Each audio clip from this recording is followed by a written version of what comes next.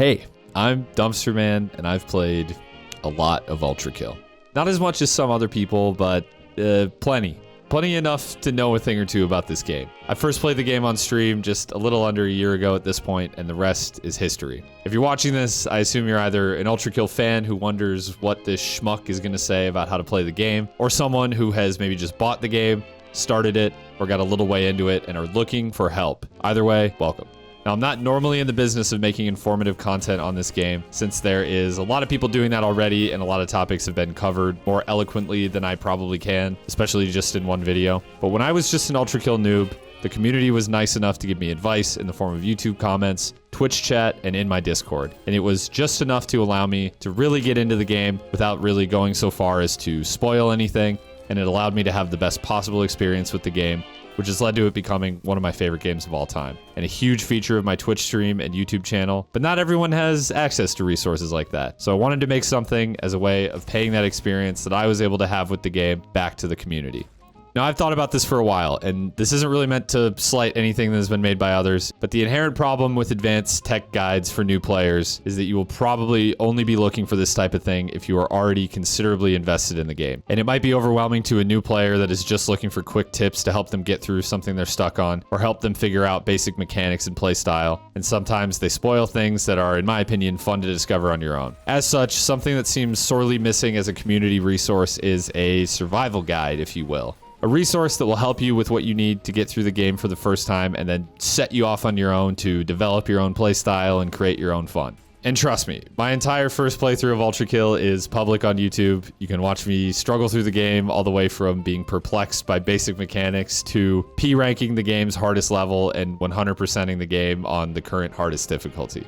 If I can do it, you can definitely do it too. So let's get into it. To start, I'll only be talking about things that can be experienced up to about the midway point of Layer 1, since I think it's highly likely that around then is where people might start to stall out, get stuck, or feel overwhelmed with the game. But just a fair warning, there will be minor spoilers up to the first level of Layer 1. Later in the video, I will also be talking about some stuff later into Layer 1, and a tiny spoiler for one thing in Layer 2. But these will come with ample spoiler warnings if you don't want to go any farther than that. So let's get into it. I think if nothing else, the first thing you need to hear about Ultrakill when starting out is the ways that it is different from other games and will require a bit of a mindset shift from other FPS games that you might have played to fully get into. Ultrakill is a difficult game. If you play on standard or higher difficulty, you will likely die a lot on your first playthrough. Killing you is the game's way of teaching you things, but there is no massive penalty for dying other than just respawning at a checkpoint, so don't necessarily be afraid of dying a few times. I do think standard is the best choice of difficulty for most players starting out. My advice is generally tailored towards people playing on standard difficulty or above, and I believe this is where the mechanics will really shine for most players. But the lower difficulties exist for a reason, and if you just aren't having fun or learning anything, there is absolutely zero shame to lowering your difficulty. Playing aggressive is in the name of the game. Other games, especially other FPS games, may have conditioned you to play more defensively, but Ultrakill is all about being aggressive. In fact, its mechanics lend themselves best to being aggressive. If you are struggling, your instinct might tell you to be more defensive and more careful, but the game has given you tools that best complement being aggressive. And though it won't come easy, I think you'll find that the game will click the most when you adopt this mindset. Experiment with things often. Don't be afraid to walk away from a challenge you're stuck on. Open up Cybergrind or the sandbox and try shooting this at that or comboing two weapons together and just seeing what happens. These surprising interactions are ultimately what makes Ultrakill as amazing as it is, and discovering them on your own can be incredibly fun and rewarding. That said, don't be afraid to look things up or ask for help. There's lots of more intricate combos and technique that you probably won't learn intuitively. Most advanced tech is often not necessary to completing or even excelling at the game, but it can be a fun way to introduce more variety and shake up your playstyle, or get deeper into things like speedrunning. It opens up options for you when you know all of what you have at your disposal.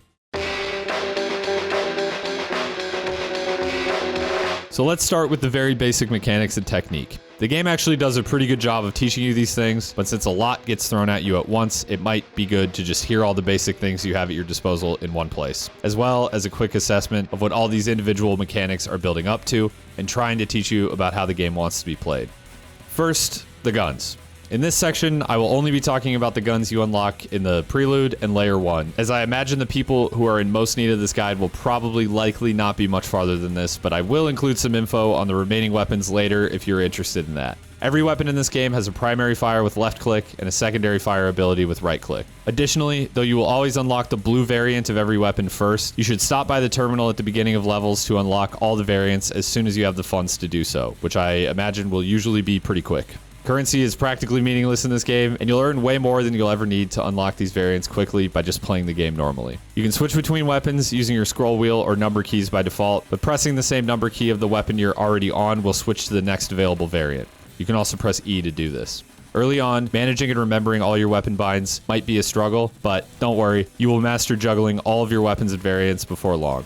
For now, just make sure you're comfortable with the order they're in, and especially which one you equip first, since it will be the one that's most accessible in a pinch. I recommend keeping all variants equipped, at least for now. There is no limit to how many you can have at once, and your focus should be learning the abilities of your weapons, their combos, and how to maximize your combat ability using your whole arsenal. Now, I will come back to the weapons in a moment, but what I want to talk about next is movement. Ultrakill has been described as a movement shooter. The game is about a lot more than just movement, but compared to something like Doom Eternal, for example, which doesn't usually get slapped with this label, despite movement undoubtedly being important in that game, Ultrakill has a more robust suite of movement abilities than your average boomer shooter, and combat encounters are much more designed around you using all of these abilities a lot.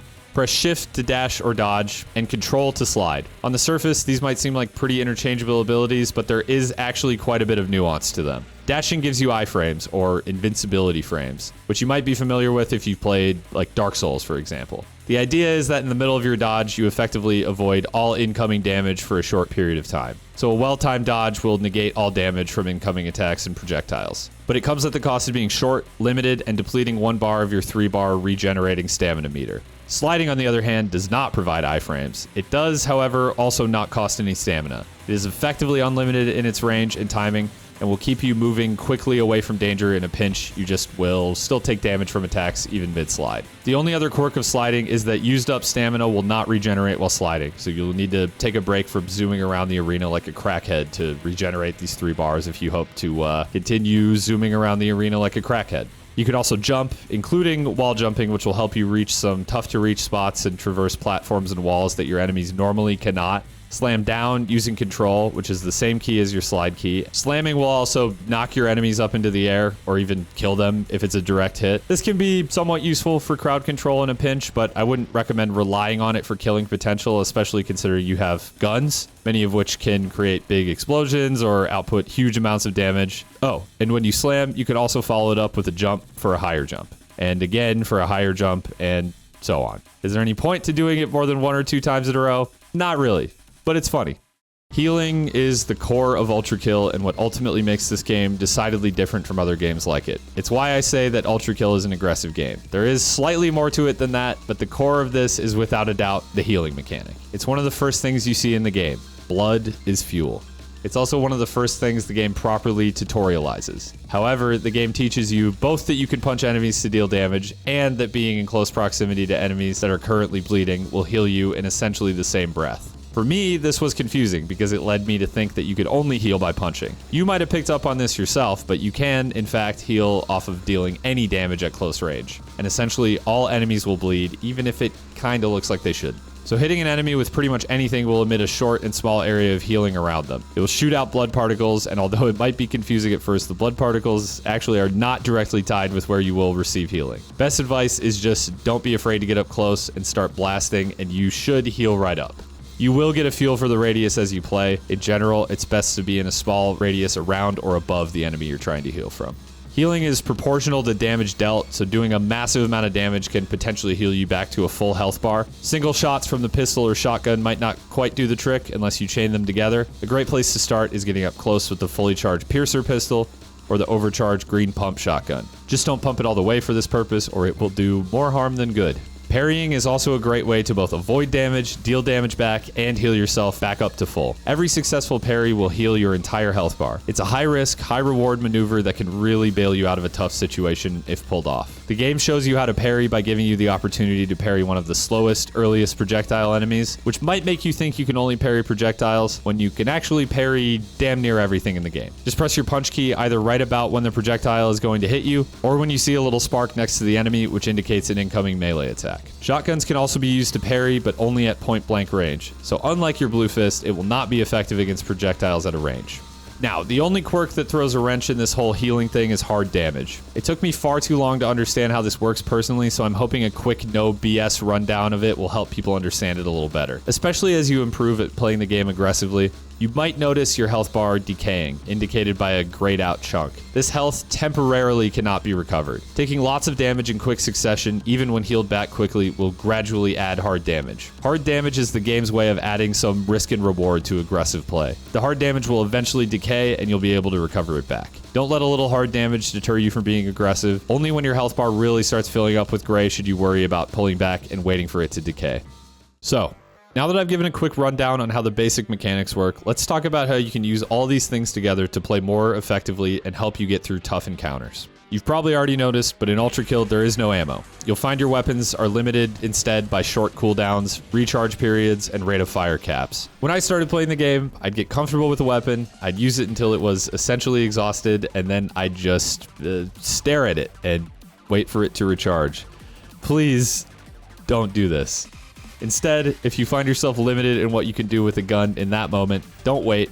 Just switch your weapon or variant. Your weapons will recharge even when put away. Even switching to a different variant will allow you to keep going. And in some circumstances, like with the shotguns, swapping is actually the quickest way to fire and will negate the rate of fire cap of the weapon. But in general, just switching to anything is better than waiting for a depleted gun to recharge. As your moment-to-moment damage output not only affects how lethal you can potentially be to powerful enemies, but it also impacts the amount of health you have coming back in should you take damage. It is of the utmost importance to keep dealing damage and minimize that downtime as much as possible, within reason, of course. It's always good to have a very general idea in mind of what you want to do, whether it's damage at close range or long range or area of effect damage, and what weapon you might be able to switch to accomplish that. Each individual weapon in the game is quite versatile, and there's often more than one way to accomplish each goal. For example, the shotgun can actually be quite effective at a range, since you can punch your shotgun shells with the blue fist right as they leave the barrel to send them flying and create a small explosion where they land. And this is really just the tip of the iceberg of what's possible with Ultrakill's weapons, but I think that projectile boosting, as it's called, with your shotgun is a great way to start exploring these possibilities.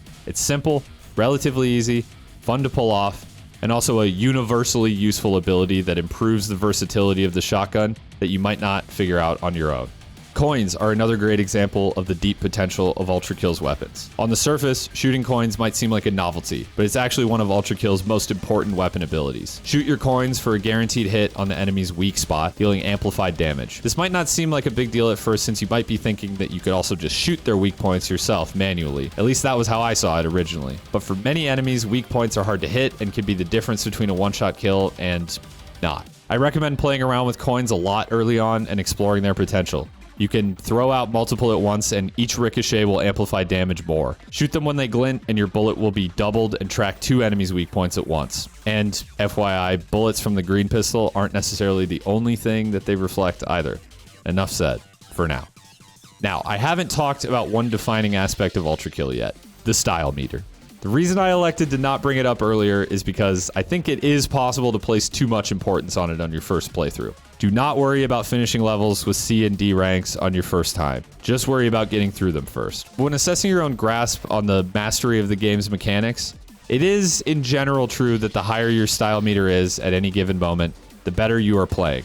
Aggressive play, switching and comboing weapons, and using your movement abilities during combat, and in general, following the advice I've given so far, will increase your style and let you know you're doing a good job. Again, style has no real bearing on gameplay, especially not your first playthrough, but just keep in mind when you see A's, S's, and Ultrakill, you're probably doing something right in that moment.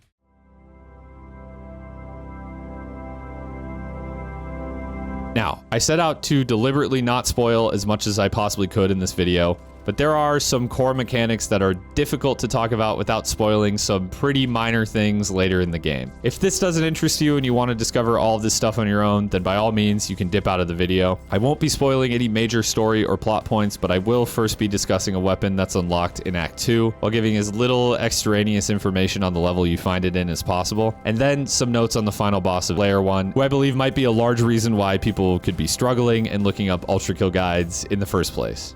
However, my goal was to create a high-level guide for how to get into the appropriate mindset to play and enjoy the game without spoiling anything beyond the first handful of levels, and I think following the general concepts I've outlined so far should get you a long way into the game. But if you want to know more and aren't afraid of pretty minor spoilers, then watch on. With advanced being relative, I did at least want to delve into some of the more advanced possibilities of weapon combos, including some of the weapons that are unlocked later in the game. In Act 2, you will find what is currently the game's final base weapon. This is the Railcannon. The Railcannon is unique in a few ways. For one, it currently has 3 variants, including a red one, and it adds a charge meter to your UI indicating when the Railcannon is ready to use. The Railcannon, like all other weapons, continues to recharge even when put away, but it will actually show you its charge progress in real time even when you're blasting away with another gun. All variants share the same charge, but this is still extremely useful because the Railcannon has the potential to unleash massive damage on your enemies and should be used when it's available. The nice thing about the Railcannon is that you don't need to babysit it to get use out of it. One click will unleash devastating attacks, and then you can go back to blasting away with another gun while it recharges. The blue Railcannon will deal big damage up front and pierce through enemies infinitely. Consider using it to deal big chunks of damage to bosses or kite enemies in a line and pierce all of them. The red Railcannon deals the widest area of effect of any weapon straight up and can quickly deal with dispersed groups of enemies. Both of these Railcannon variants can also be shot at coins, which will amplify their damage and redirect your shot towards enemies. The blue variant will even pierce multiple times when reflected off coins, which can lead to one of Ultrakill's coolest weapon combo tricks, the Railcoin. That's a lot of damage! Between these two variants, you'll have a lot of options in combat to deal huge amounts of damage to single enemies or groups of enemies. But unlike other weapons, there is actually a third variant of the Railcannon. Now, there is a lot of nuance to discuss with the green Railcannon. Many people believe it's the worst weapon variant in the game straight up, despite it actually dealing the most damage out of any Railcannon, all said. It just doesn't deal the bulk of its damage up front. It deals a smaller amount of damage than the blue Railcannon, but will continue dealing damage over time. During this time period, enemies hit by the green rail will spew out blood in a larger radius, repeatedly healing you up to full as it drains their health. You can punch the Railcannon while it's embedded in an enemy to move it to another enemy and reset its cooldown for theoretically infinite healing. I have personally never actually done this in practice, but maybe there's a use case for it. Either way, the real problem is that the green rail has no interaction with coins, does less straight up damage than the other Railcannons when you don't account for its damage over time, and due to a lack of piercing, AoE, or interaction with coins, has far less potential damage output in total, which has led to it being considered one of, if not the weakest weapons in the game. But I'm going to be pretty brave here and say I still think the green Railcannon has a niche, especially in your first playthrough. And if you listen to everyone who just says it outright sucks and just not to use it at all, you might actually be setting yourself up for a worse time. I instead made the mistake of only using the green Railcannon, and it ended up being sort of a crutch in my first playthrough. I still recommend you learn and try to work in the other two variants into your gameplay, but where I found the green Railcannon to be most useful was in teaching me how to be aggressive versus bosses. My instinct when it came to bosses, especially the more I struggled, was just to run the fuck away. It led to me dealing no damage, doing no healing, and just dying more while feeling hopeless. What the green Railcannon taught me how to do was to fearlessly get up into enemies' faces and just start blasting. It gives you the confidence to be aggressive, without the fear of just outright dying if you make a mistake, because the passive healing should top you off even if you miss a shot or get hit. Now, this isn't to say that the green rail is an all-powerful get-out-of-jail-free card. Using it means you're missing out on the potential of the other Railcannons, and you still are subject to the same 16-second cooldown. But what the green Railcannon is exceptionally good at is helping overcome the mental block that might be stopping you from playing as aggressively as you should against tankier enemies and tough bosses especially. When you start to feel comfortable with this, you should try not using the green rail or even just unbinding it completely. Play as aggressively as you would with your green rail healing going and see if it makes a difference. My guess is that if you're staying close and doing enough damage, you might find you actually don't need the passive healing of the green rail in the first place to confidently play aggressive. And then you're free to experiment with all other Railcannon variants more often. Another alternative to try is just getting close to an enemy and then popping them with the blue rail. This obviously won't have the passive healing effect over time that the green rail does, but the massive upfront damage will pretty much guarantee an immediate full health bar fill in a pinch. As of right now, there's also 3 arms in the game. I am going to be talking about one of them that you get pretty early on, and the following one doesn't really require much introduction. It's pretty straightforward anyways, but you won't get that until way later. The second arm, the Knuckle Blaster, will be dropped by the final boss of Layer 1. It's the red arm variant, and you can switch between them by hitting G by default.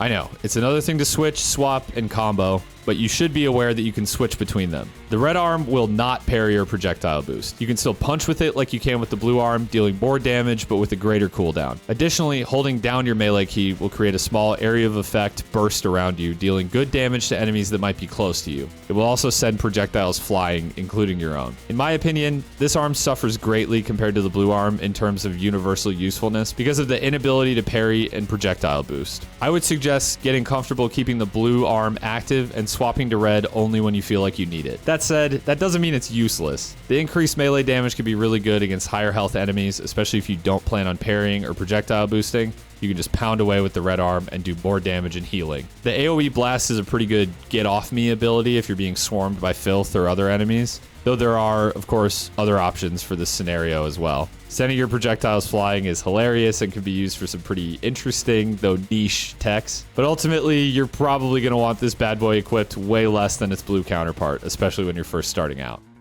And speaking of that boss, it's time for the big kahuna. Or the not so big kahuna. The unassuming red robot that has probably kicked everyone's ass more than a few times. Oh, this thing isn't that scary. 12 seconds later. Oh my god, this game, dude!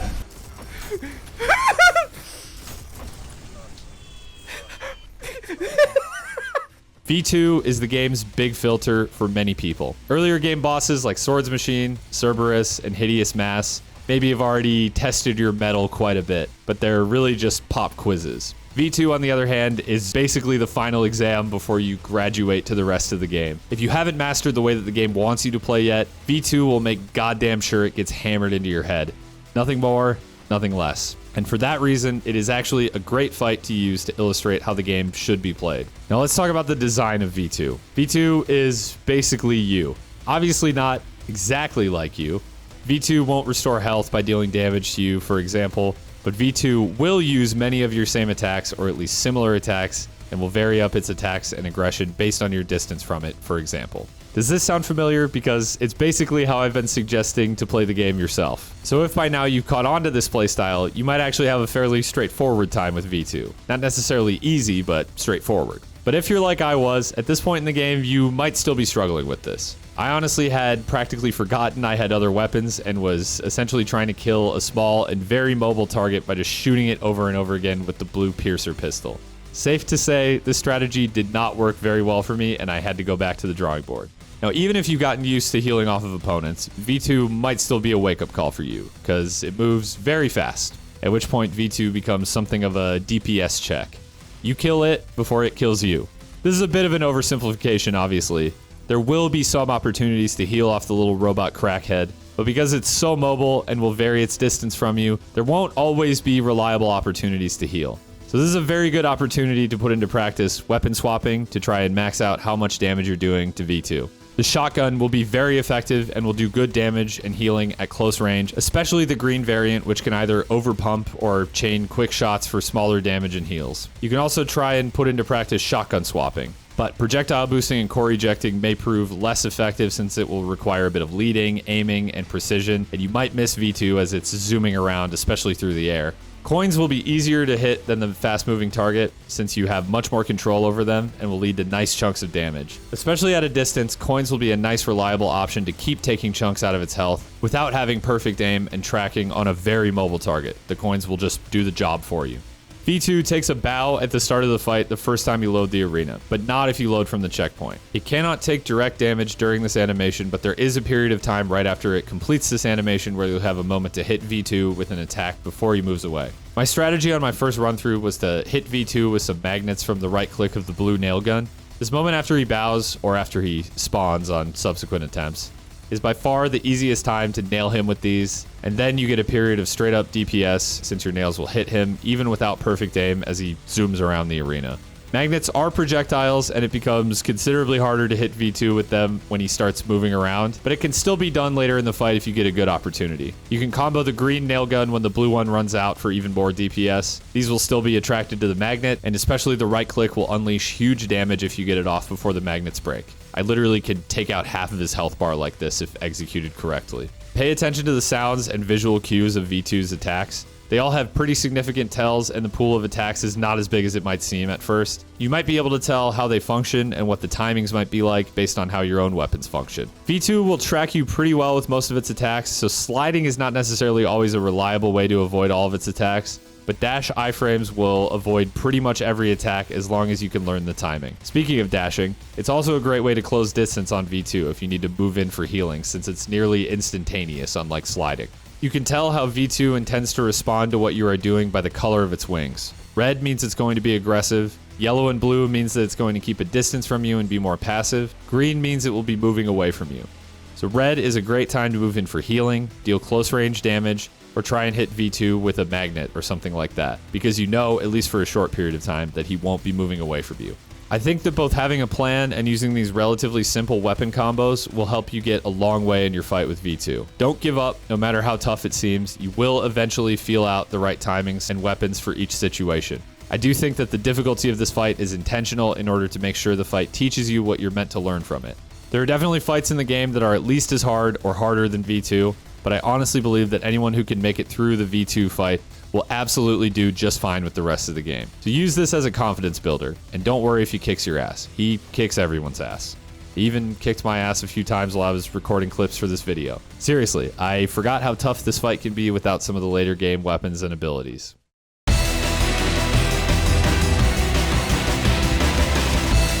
If you made it this far into the video, I can only assume that you're either an Ultrakill veteran watching this out of curiosity, or you're a new player very dedicated to understanding this amazing game. Welcome, and I hope the info I've provided here will help you enjoy the game to the fullest and appreciate it for everything that it offers. The only final piece of advice I can provide is that Ultrakill as a game really shines when you play it more than once. Again, without spoiling anything major, this game, when played properly, molds you into a much better player. So going back and playing the levels over, not only with all the new weapons and tools you've unlocked, but also as a much more skilled Ultrakill player, is an extremely rewarding experience, if nothing else.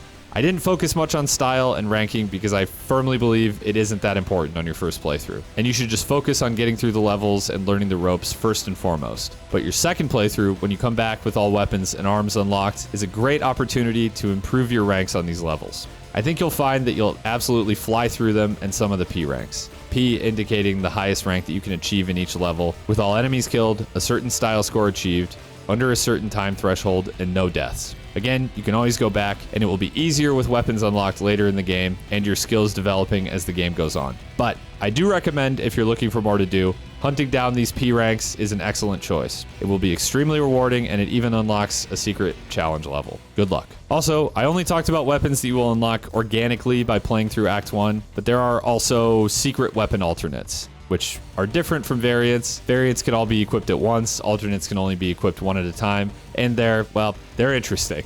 I don't think they are at all required for your first playthrough of the game, but if you intend to go any further in the game than a single playthrough, I do recommend you pick them up and try them out. If you don't want to just look up their locations, I'll give you a small hint. There's 4 hidden switches throughout Layer 1 that will open a door in 1-4, the V2 level, and there's a secret room in 4-4. But you might be able to find some information on how to open it somewhere in 4-3. So go wild, or just feel free to look it up. There is really no shame in doing that. I promise some of the stuff in this game is pretty hidden. And that is pretty much all I have for you. I hope you found this helpful. Again, this is not at all meant to be all-encompassing. If you're itching for more depth on any subject, I suggest Herb Messiah, who has all sorts of exhaustive guides on many of these topics. Or if you want a quick one-stop shop that touches on a lot of in-depth mechanics, I'll leave a link to a video from Highs that goes into this as well. But again, being exhaustive wasn't really meant to be the point of this video anyways. It's just supposed to be enough for you to get your feet wet, and instead of taking what I, or really anyone, say as gospel, I recommend you use this guide and others like it as a jumping off point to develop your own playstyle and find your own fun with the game. Thank you to my community and Discord that helped with this video. Check out my channel for more Ultrakill and other FPS content, and my stream where I play a little bit of everything, but we'll definitely be playing more Ultrakill as well, especially when new content drops. Thanks for watching. Hit that like This is button. alright. Smash that bell, hit that bell button, hit Destroy my bell pussy. button. Subscribe to Dumper Man.